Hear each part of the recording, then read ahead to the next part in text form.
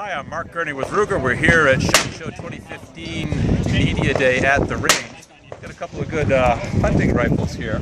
This is the Scout rifle with the new composite stock. It drops the weight of the original Scout rifle by 3/4 of a pound. This is down to a 6 1/4 pound 308. You notice we put that muzzle brake on there that tames the recoil of such a lightweight 308. But we also put a threaded cap on it for people who don't like the looks of the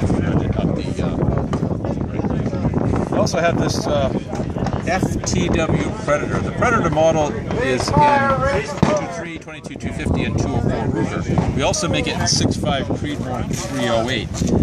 These models, the FTW models, have an adjustable length of pull so you can properly fit the gun to the shooter and make a very successful hunt with some of the bigger calibers.